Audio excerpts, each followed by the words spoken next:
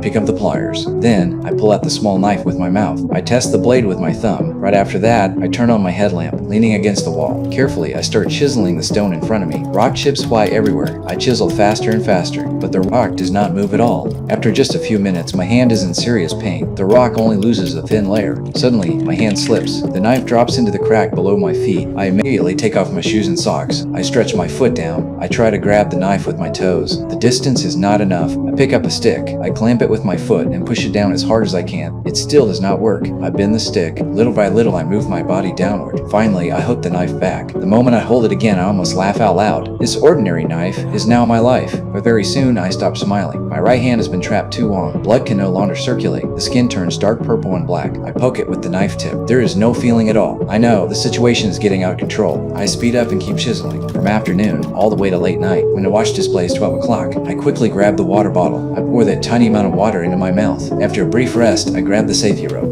Again and again, I throw it upward. After dozens of attempts, everyone fails. Half an hour later, the rope finally catches on a rock edge. After securing it, I wrap the other end around my waist. Now I can finally take a break. But as soon as I closed my eyes, I was blown away by the cold wind. I checked the time. I realized I only slept 5 minutes. At night, the canyon temperature drops sharply. If I stop moving, I will freeze to death very soon. I raise the knife again. I start chiseling once more. After a full night, I am so exhausted my vision blurs. At that moment, light comes in. The morning sun slides through the crack and slowly reaches me. I take off my socks. I stretch my foot into the light, greedily absorb that tiny bit of warmth. By the afternoon, I start a new attempt. I loop the rope around the rock, tie a complex knot. Using a carabiner, I build a simple pulley. Then I wrap the other end around my arm. I pull back with all my strength. The rock does not move. Then I took out my DV and review the failure. The pulley reduces weight, but the rope stretches too much. The carabiner creates too much friction. With just me alone, it is impossible to lift it. Chiseling the rock was an even bigger mistake. My right hand looks like it is pinned on the surface. In reality, it is supporting the rock from underneath. The more I chisel, the tighter it gets stuck.